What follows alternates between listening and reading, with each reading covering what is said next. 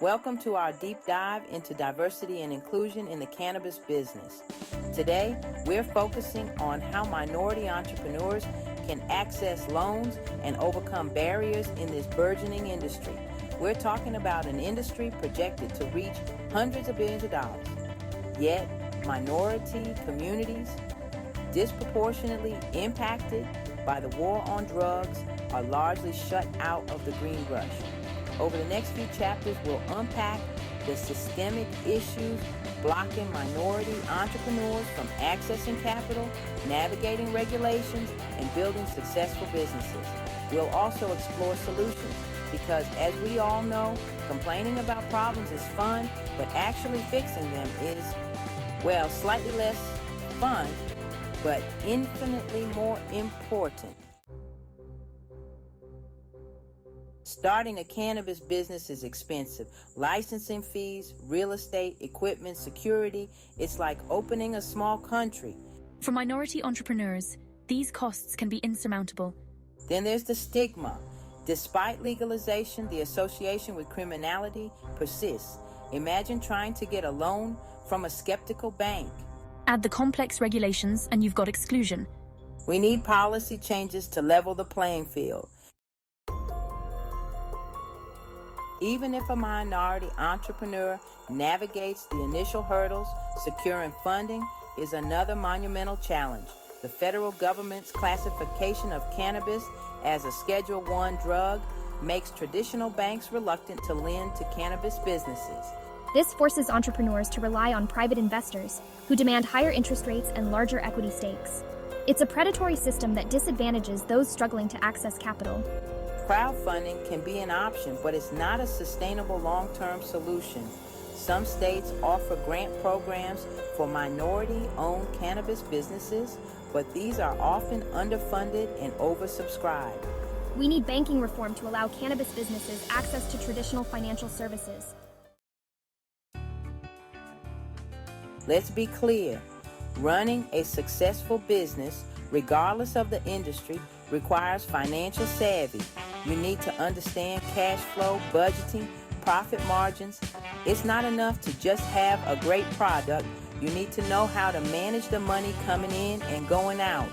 For minority entrepreneurs who may have been historically excluded from traditional financial institutions, building this financial literacy is even more critical. Workshops, mentorship programs, and partnerships with financial institutions can provide the necessary training and support. We need to empower minority entrepreneurs with the financial knowledge and skills they need to thrive in this competitive industry. Because financial literacy isn't just about making money, it's about building sustainable businesses that can create jobs, generate wealth, and contribute to the community. Chapter 4. Legal Haze. Navigating Regulations.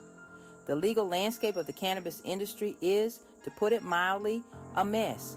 Regulations vary wildly from state to state, and even within states, local ordinances can create a patchwork of confusing and often contradictory rules. For minority entrepreneurs who may lack the resources to hire expensive legal counsel, navigating this regulatory maze can be particularly daunting.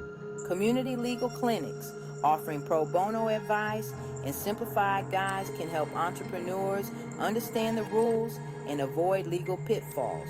Think of it like having a legal Sherpa guiding you through the treacherous terrain of cannabis regulations.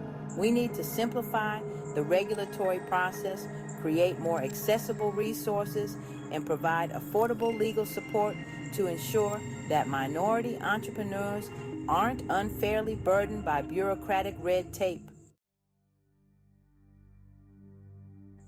Chapter 5, Social Equity. More than just a buzzword, social equity programs address historical injustices by providing opportunities for impacted communities. In theory, these programs are a great idea. It's like promising a 5-course meal and serving a single stale cracker. Access remains uneven, plagued by bureaucratic hurdles and lack of funding.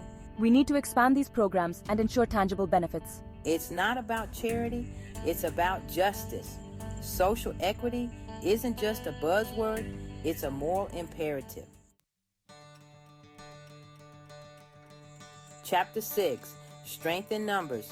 community, and networking, starting a business can be isolating, especially in a new and rapidly evolving industry like cannabis. Building a strong network of mentors, peers, and industry leaders can provide invaluable support, guidance, and resources. Community networks can connect minority entrepreneurs with experienced professionals who understand the unique challenges they face.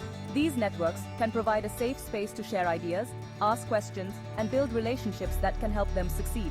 We need to foster these community networks and create opportunities for minority entrepreneurs to connect with each other and with industry leaders.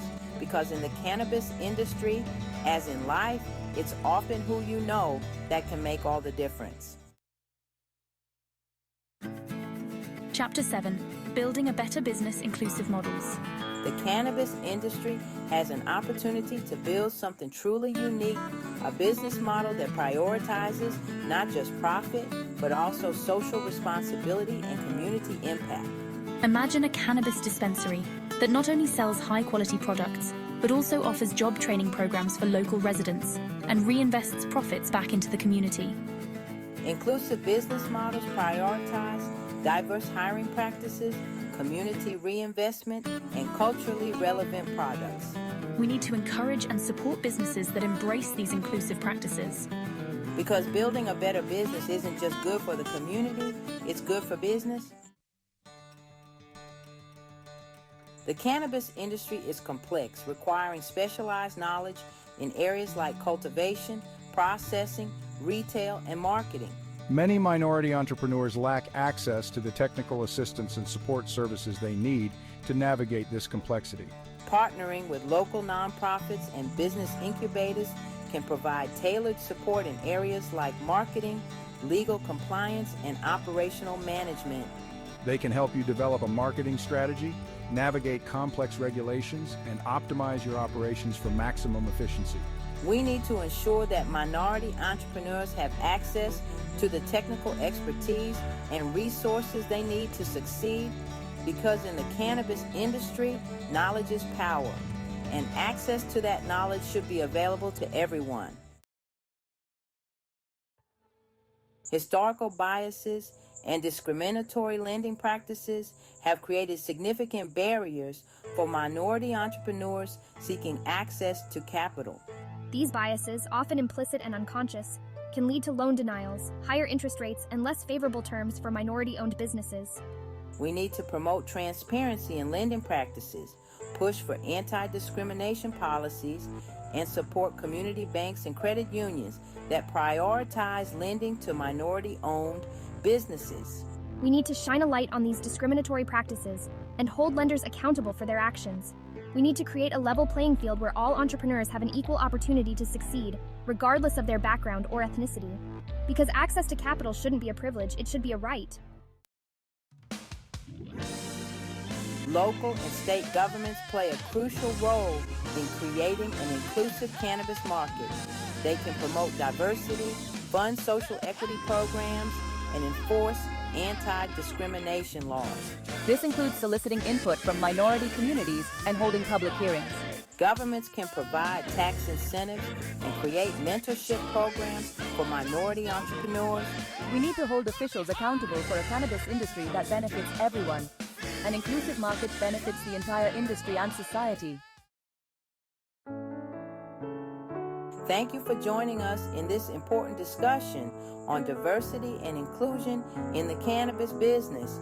We've covered a lot of ground, from the challenges of accessing capital to the importance of building inclusive business models. Because while the current state of the cannabis industry is far from perfect, there's reason for hope. With the right policies, programs, and community support, we can create a more equitable and inclusive industry for all. Together, we can break down barriers, create opportunities, and build a cannabis industry that reflects the diversity of our communities. Because a truly inclusive cannabis industry isn't just a dream, it's a possibility.